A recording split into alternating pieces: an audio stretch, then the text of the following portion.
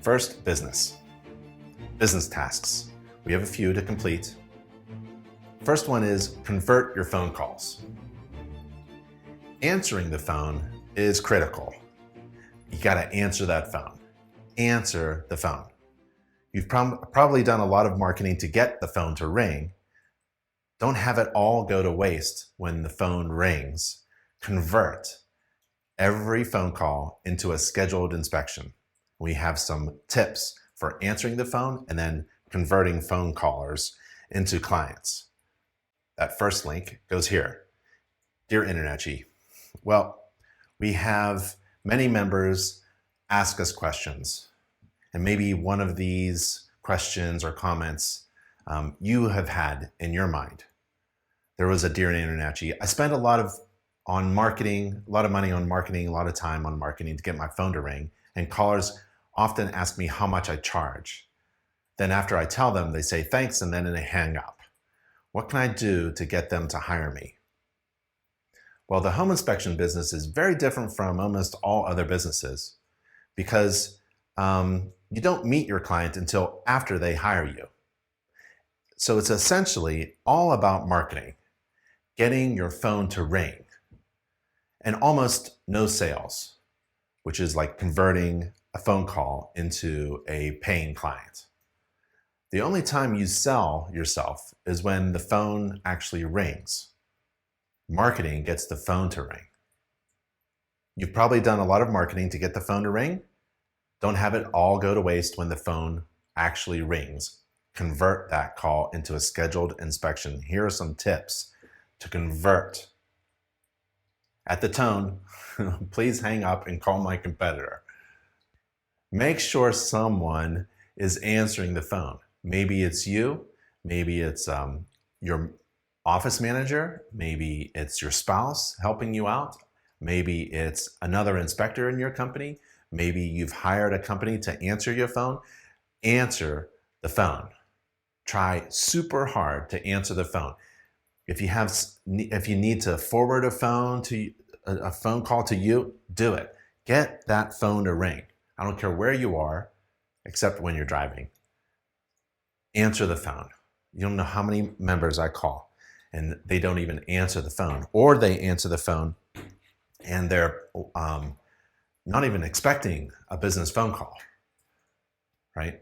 You need a particular phone for your business. You can even paint it red. We'll talk about a red phone, or have it capped with something, a different color. This is my business phone. When it rings, it's business, and I know it's business. So I can stop, smile, and get ready for a business call. All of my marketing, all of my efforts, and all my money got the phone to ring. I can't screw it up now. You have to answer the ring. Don't let it go to voicemail. Because at the tone, just hang up and call my competitor. Upon meeting a new client for the first time at an inspection, usually at the driveway, right in the beginning of the inspection, we all show up. First impressions, handshake, big smile, business cards. At that time, if I'm working alone and I know that I have the phone ringing, if it's in my tool bag and it's gonna ring, right? I'll tell my client or ask my client, if my phone rings during the inspection, would you mind if I answer it? Nearly all of your clients will give you permission to answer the phone because, well, I only carried the business phone in my tool pouch. And when a call interrupted me, I knew it was new business. There's an added benefit. During a home inspection, your client is sizing you up, so to speak. Your client is wondering if they hired the right inspector. I'm sure many of my clients thought, gee, this guy seems to be too big and fat to get into the attic space. I'm sure they're thinking that up, sizing me up. 6'3", 250 pounds, how am I gonna get into the attic or crawl space? But they're also looking at you in other ways. And having your phone ring during an inspection shows your client that others seek your services and that you are actually in demand by others. If someone calls you and you don't know if it's new business, well, just explain that, you're in the middle of an inspection and, you'll call them back later. If it's your spouse or your friend, say something like, I'd love to do that for you. Let me call you back. Especially if your spouse is asking you to stop for milk on the way home, right? But if it's new business, make sure you tell your client, this is one of my clients, past clients, and I'd like to take this phone call. I'll be with you in just a minute. And then you step aside and you take that phone call and don't go too far away, right? And the first thing you want to say is, hi, hello, this is Ben from Big Ben Inspections. So glad you called me. How can I help you? And they'll be asking you questions and you need to convert. You convert by saying yes. Yes, if they're asking for an inspection, yes. And if they're asking you to have a conversation, well, here's some tips we have available for you to help you convert that phone call into a paying client. Now, maybe some of you are thinking the following sentence: I'm the town's worst inspector and I charge less to prove it. Or maybe you know a friendly competitor who seems to be just pushing the race to the bottom as fast as possible by charging less and less and less every year, right? We all want to raise our boats. We all want to raise our prices, keep rising up. So if they call up and say, hello, I'm looking to get a home inspection. How much do you charge? Well, you've probably received a lot of phone calls like this. Forgive them. Most buyers who are calling you have been pricing homes, shopping for mortgage rates, calculating payments, adding up closing costs, and by the time they call for a home inspection, they have how much in their minds. So here's how to handle it. Don't answer the question. Tell them why you're the best home inspector. Give them other things to focus on. Such as, first, you tell them a few things about yourself, and then if they ask again, ask them about the price of the home. So tell them a few things like, well, I'm a member of INTERNACHI, the International Association of Certified Home Inspectors, world's largest organization of home inspectors. I'm a certified professional inspector. I'm a certified home inspector.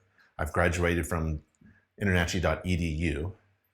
And then maybe throw in a few things like, I'm local and I live in the town that you're inspecting. So we're going to be neighbors.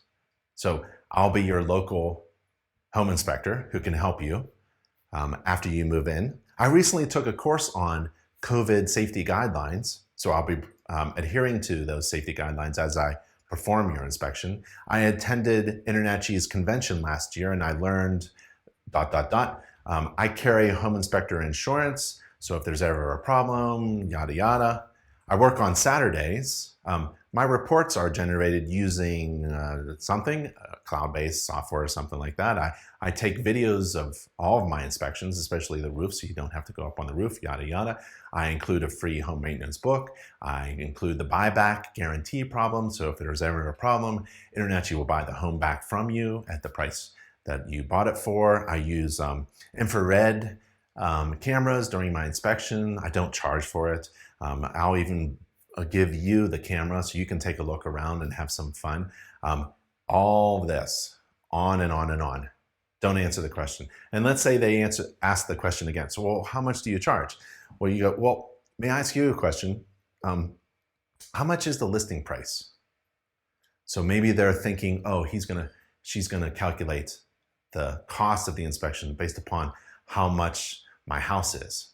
And then you repeat that number back. Oh, it's 748,000? No, it's 870. Oh, it's 870,000? Yep.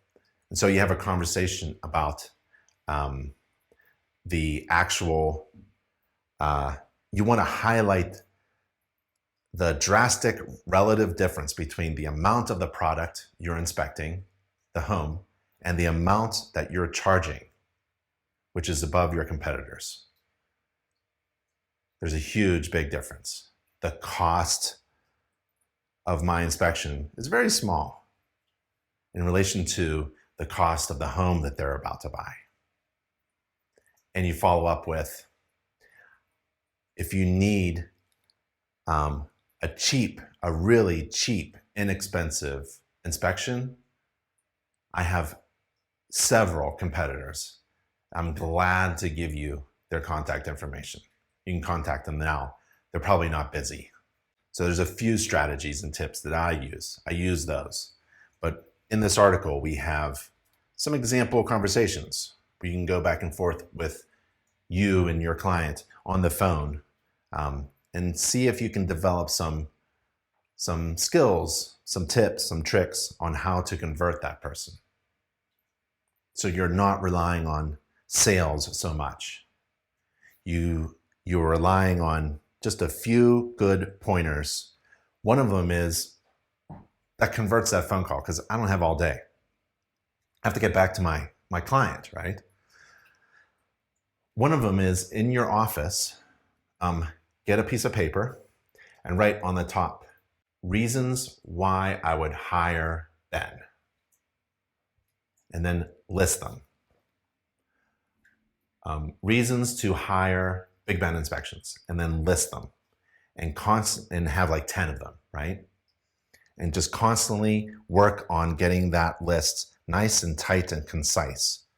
And this is your elevator pitch, so that when you get that phone call, the phone rings, you have something to say. You have the reasons why you should be hired, or the reasons why you are the best, or what are the overwhelming value propositions? What makes you different from all the rest? What problems do you solve? What is the overwhelming value, perceived value, that your clients should know about? What are the top 3 things that agents love about so when you're talking to a real estate agent, what are the things that agents love about a really good home inspection that you actually provide? You're trying to line up your business services to the needs of your client. And if you can figure out what is on their minds when you pick up the phone, then you can address those concerns, those issues, those questions that they have, and sell them on your services. And we try to provide tips for you to convert a phone call into a paying client. Here's some good tips for answering the phone. Click the link there and converting your phone call. So a lot of it has to do with your tone of voice too.